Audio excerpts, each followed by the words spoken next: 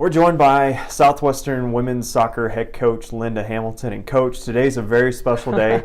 On this day in 1991, you were a part of the U.S. women's national soccer team that won the first ever Women's World Cup. What was that like?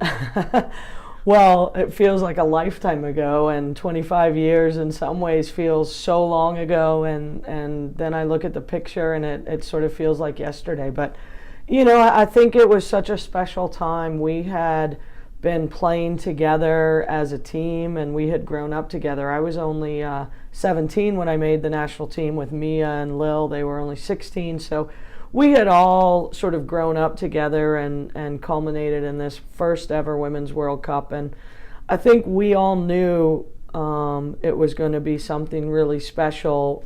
Obviously, it felt special in the moment, but we had some foresight and thought that if we could do well here, it was going to help catapult our women's soccer program on a national level for the country to a place maybe that they could get more support so that we could continue to be maybe the best in the world. So the other thing we had always said was there was always only ever going to be the first ever World Cup champion, and we were really inspired to be that first ever. And I think it couldn't have played out better. It was a fairy tale. Crowds in China, it had to be held there because it wasn't well known the rest of the world, and the Chinese Federation and contingency put on, as China does, put on great world events.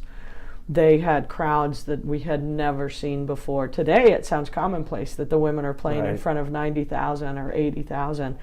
Back then, our largest crowds were a couple hundreds, couple thousands in the U.S. and even elsewhere. So to have crowds of 70 to 90,000 at every single game and all the venues it made it feel like a special event for us, and we knew it was going to be special regardless of who knew about it. We knew in our hearts it was going to be special, and I think the relationships that are formed, thank you to the commonplace of today's modern technology, but through this, I look at that picture and I'm still in contact with everybody on the team, and we get to see each other, and there's always a special feeling of that. I feel very proud and lucky to have been a part of it. Well, in May, you were a part of a sports envoy that went back to China, to actually the side of the stadium.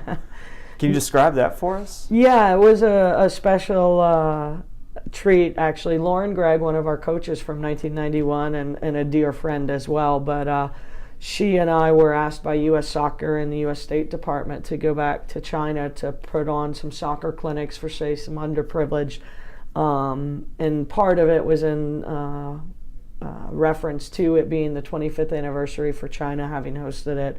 It was a good forum for us to go to China to try to help keep promoting soccer and goodwill among nations using sport. The really cool part about that was we went back to the Tianhe Stadium, which is where we played the final game. And if I were to tell you 25 years ago what that stadium was, is it was a giant stadium surrounded by fields and farmland and no industry. You had to sort of dusty roads to get there. And coming back just in May, we were standing on a cemented and bricked out, decorated mall with sprinklers, and underneath the stadium was an actual shopping mall with live concerts. And the stadium still existed, but it had sprouted up a growth of high-rises and Chinese industry. And I think it's a pretty cool microcosm of what China was 25 years ago in the industrial revolution they've had. And to visit that stadium and see how it changed, it brought back a special moment. I think, and it was very cool to be there with someone who was there as a coach and a friend and a teammate in a way for us to be able to share that experience. The other really cool part of that was we got to go to a place that very few Americans at least get to visit, and that's Tibet.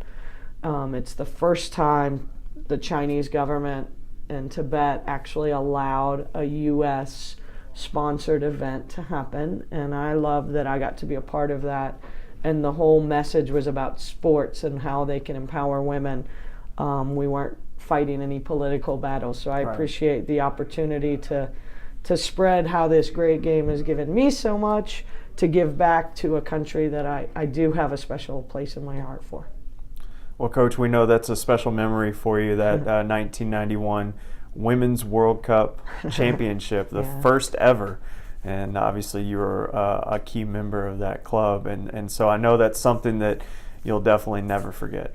Yeah, I think what's cool about being a part of history is you get to always be a little part of it. And I think today's current conversations and how well known and well represented the U.S. women's national team currently is such a statement. And then in 25 years, we went from a virtually unknown group to today's current players are some of the most recognized female athletes in the world. And I just feel proud that we could have a little hand in that and be a part of that history. So obviously I'm biased and want those women to keep winning championships and doing the best, but I'm proud to be a member of that club because I do think it's a special club.